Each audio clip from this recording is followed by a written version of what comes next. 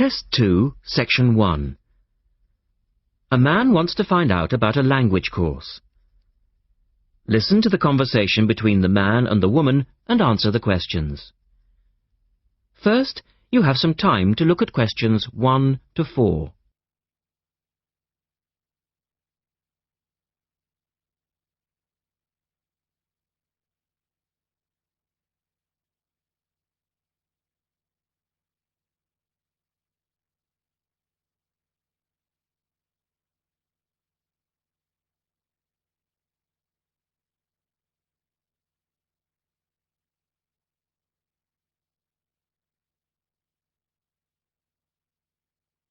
You will see that there is an example which has been done for you. On this occasion only, the conversation relating to this will be played twice. University Language Centre, how can I help you? I'm interested in doing a language course. I did Mandarin last year and now I'd like to do Japanese. The man says he would like to do a Japanese course, so the answer is C. Now we shall begin. You should answer the questions as you listen, because you will not hear the recording a second time. Listen carefully and answer questions 1 to 4.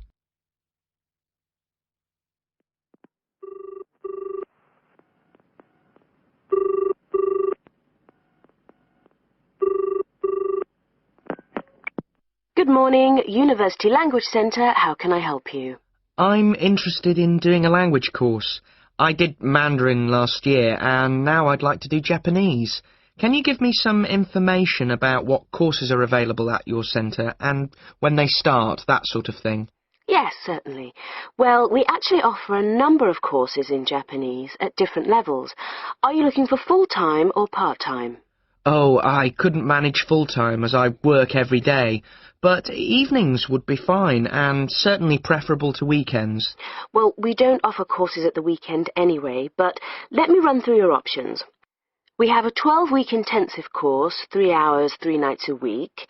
That's our crash course, or an 8-month course, 2 nights a week.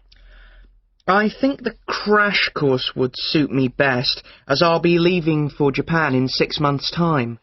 Are you a beginner? Not a complete beginner, no. Well, we offer the courses at 3 levels. Beginners, lower intermediate and upper intermediate, though we don't always run them all. It depends very much on demand. I'd probably be at the lower intermediate level, as I did some Japanese at school, but that was ages ago. Right. Well, the next Level 2 course begins on Monday the 12th of September. There are still some places on that one. Otherwise, you'd have to wait until January or March. No, I'd prefer the next course. The woman asks the man for some details about himself. Look at questions 5 to 10.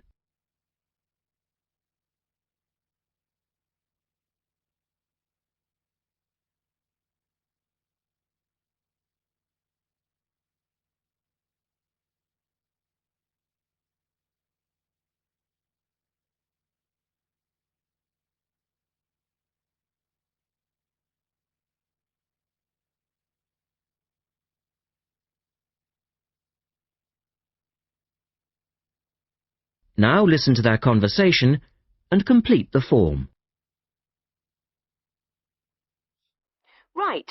Can I get some details from you then, so I can send you some information? Sure.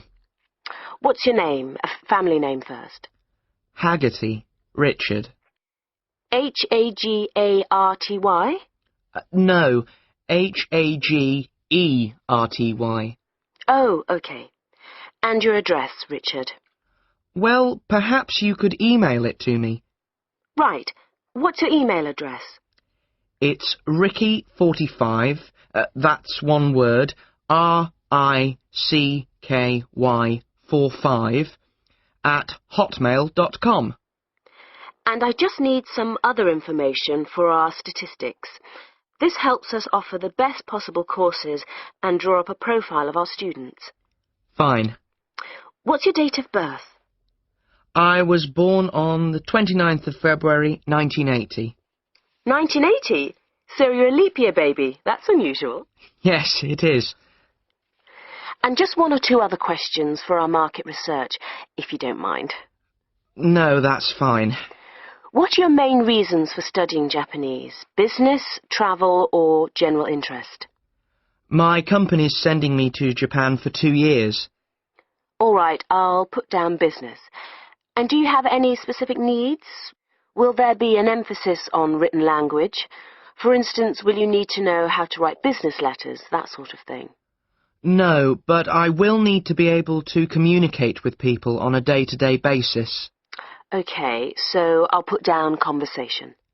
Yes, because I already know something about the writing system at an elementary level, and I don't anticipate having to read too much. You said you'd studied some Japanese. Where did you study? 3 years at school, then I gave it up, so I've forgotten a fair bit. You know how it is with languages if you don't have the chance to use them. Yes, but I'm sure it will all come back to you once you get going again. Now, once we receive your enrolment form, we'll contact you in about... That is the end of section 1. You now have half a minute to check your answers.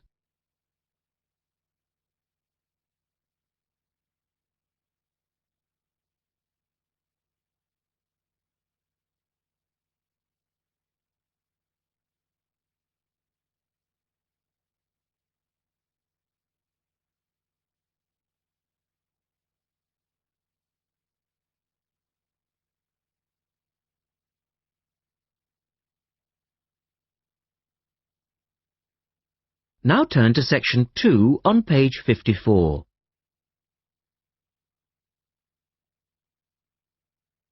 Test 2, section 2. You will hear a man talking on the radio about dogs which help people with their work. First, look at questions 11 and 12.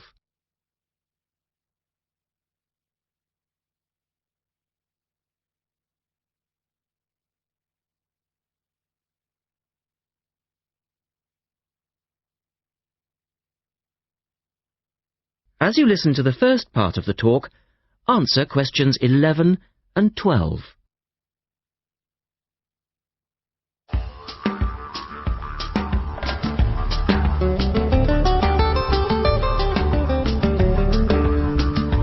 Welcome to this week's edition of Countrywide. And today, we're taking a look at a number of different breeds of working dogs. And here to report on the dogs with jobs is Kevin Thornhill.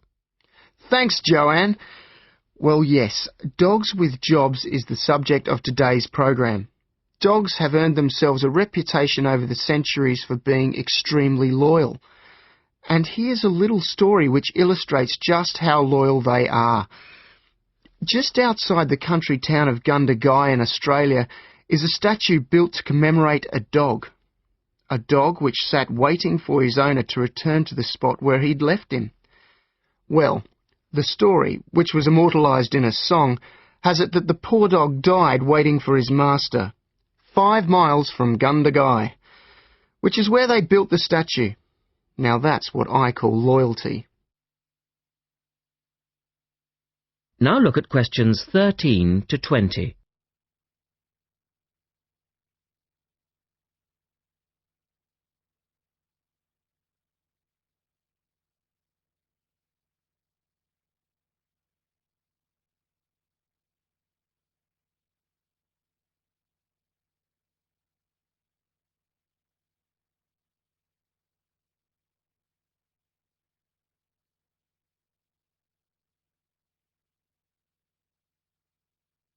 As the talk continues, complete the table for questions 13 to 20.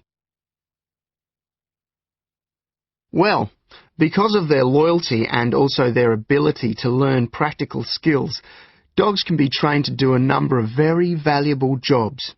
Perhaps the most well-known of working dogs is the Border Collie sheepdog. Sheepdogs which work in unison with their masters need to be smart and obedient, with a natural ability to herd sheep. Some farmers say that their dogs are so smart that they not only herd sheep, they can count them too. Another much-loved working dog is the guide dog, trained to work with the blind. Guide dogs, usually Labradors, need to be confident enough to lead their owner through traffic and crowds, but they must also be of a gentle nature. It costs a great deal of money to train a dog for this very valuable work, but the guide dog associations in the UK, America and Australia receive no government assistance, so all the money comes from donations. Another common breed of work dog is the German Shepherd. German Shepherds make excellent guard dogs and are also very appropriate as search and rescue dogs, working in disaster zones after earthquakes and avalanches.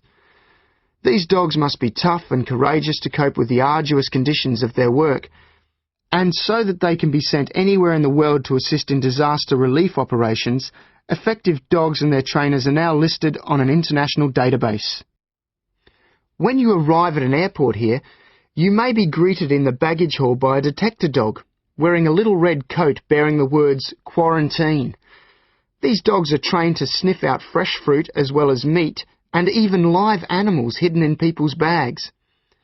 In order to be effective, a good detector dog must have an enormous food drive. In other words, they must really love their food. At Sydney Airport, where there are 10 detector dogs working full-time, they stop about 80 people a month trying to bring illegal goods into the country. And according to their trainers, they very rarely get it wrong. Another famous working dog is the husky. Huskies, which originally came from Siberia, have been used for decades as a means of transport on snow, particularly in Antarctica where they have played an important role. Huskies are well adapted to harsh conditions and they enjoy working in a team. But the huskies have all left Antarctica now because the international treaty prohibits their use in the territory as they are not native animals. Many people were sad to see the dogs leave Antarctica, as they had been vital to the early expeditions and earned their place in history along with the explorers. That is the end of section 2. You now have half a minute to check your answers.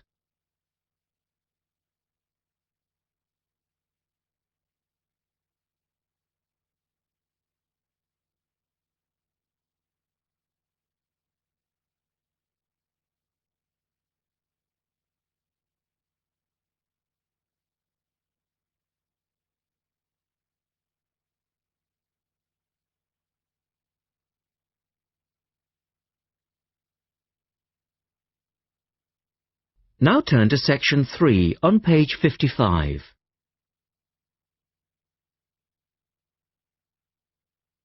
Test 2, section 3. In this section, you will hear a discussion about a system of writing for the blind known as Braille. First, look at questions 21 to 23.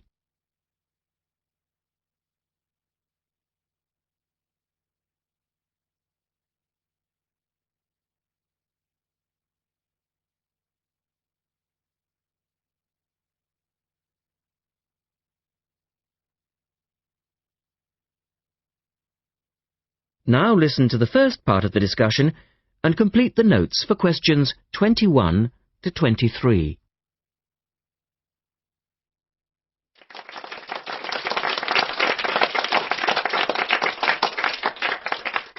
We're very pleased to welcome to our special interest group today Dr. Linda Graycar, who is from the City Institute for the Blind. Linda is going to talk to us about the system of writing for the blind known as Braille. Linda, welcome. Thank you. Now, we'd like to keep this session pretty informal, and I know Linda won't mind if members of the group want to ask questions as we go along. Well, let's start with an obvious one. What is Braille, and where does it get its name from? Well, as you said, Braille is a system of writing used by and for people who cannot see. It gets its name from the man who invented it, the Frenchman Louis Braille, who lived in the early 19th century. Was Louis Braille actually blind himself? Well, he wasn't born blind, but he lost his sight at the age of 3 as the result of an accident in his father's workshop. Louis Braille then went to Paris to the National Institute for Blind Children, and that's where he invented his writing system, at the age of only 15, in 1824, while he was at the Institute.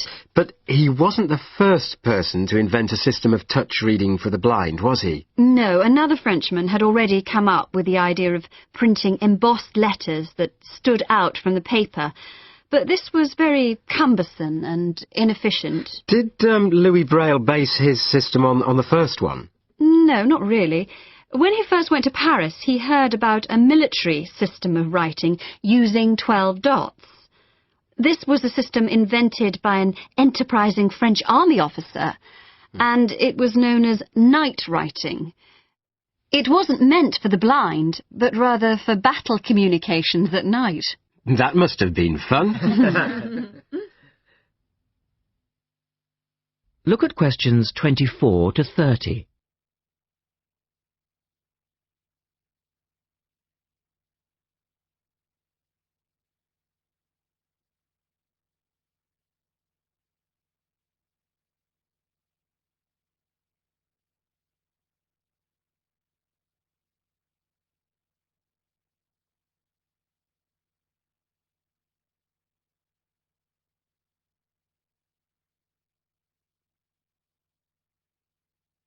Listen carefully and answer questions 24 to 30.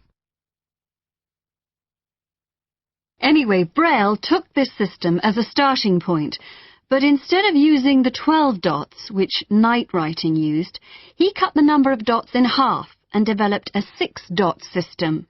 Can you give us a little more information about how it works? Well, it's a system of touch reading, which uses an arrangement of raised dots called a cell.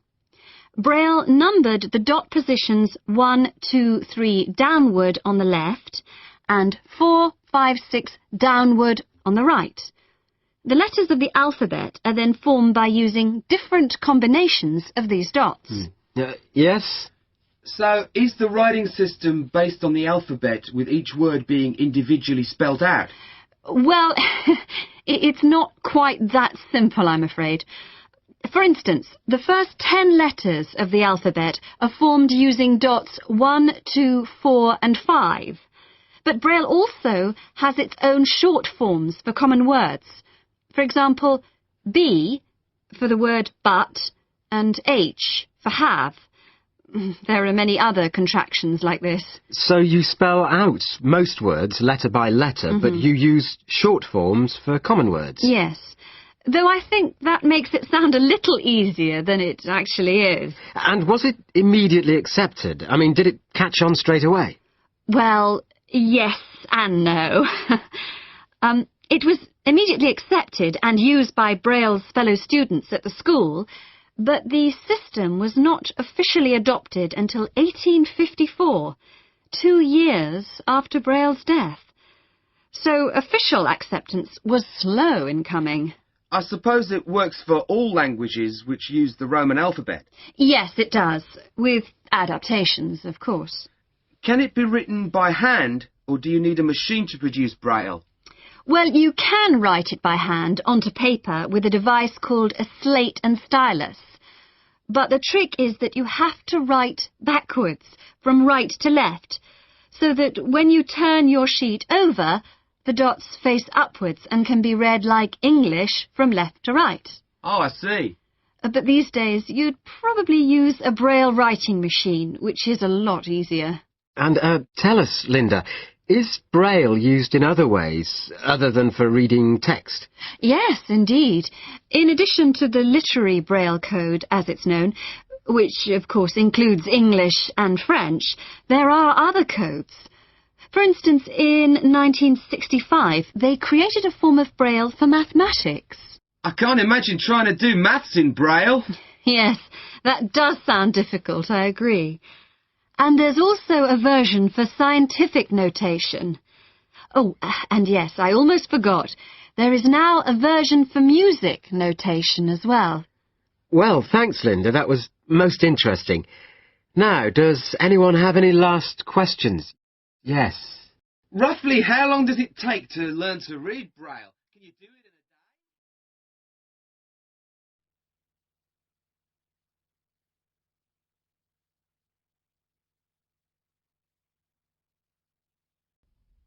You will hear a talk about memory in babies and young children. First, you have some time to look at questions 31 to 35.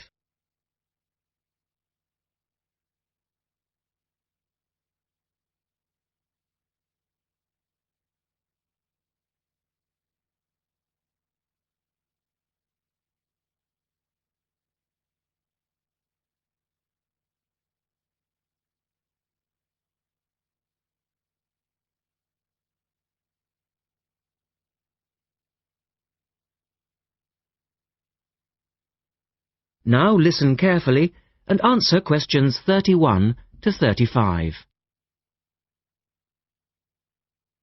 We're going to look today at some experiments that have been done on memory in babies and young children. Our memories, it's true to say, work very differently, depending upon whether we are very old, very young, or somewhere in the middle. But when exactly do we start to remember things, and how much can we recall? One of the first questions that we might ask is, do babies have any kind of episodic memory? Can they remember particular events? Obviously, we can't ask them, so how do we find out? Well, one experiment that's been used has produced some interesting results. It's quite simple and involves a baby in its cot, a colourful mobile, and a piece of string. It works like this. If you suspend the mobile above the cot and connect the baby's foot to it with the string, the mobile will move every time the baby kicks. Now you can allow time for the baby to learn what happens and enjoy the activity. Then you remove the mobile for a time and reintroduce it sometime from 1 to 14 days later. If you look at this table of results, at the top 2 rows, you can see that what is observed shows that 2-month-old babies can remember the trick for up to 2 days, and 3-month-old babies for up to a fortnight.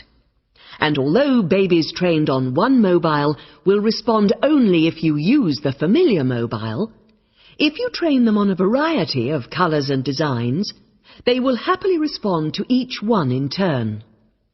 Now, looking at the 3rd row on the table, you will see that when they learn to speak, babies as young as 21 months demonstrate an ability to remember events which happened several weeks earlier. And by the time they are 2, some children's memories will stretch back over 6 months, though their recall will be random, with little distinction between key events and trivial ones, and very few of these memories, if any, will survive into later life. So, we can conclude from this that even very tiny babies are capable of grasping and remembering a concept. Look at questions 36 to 40.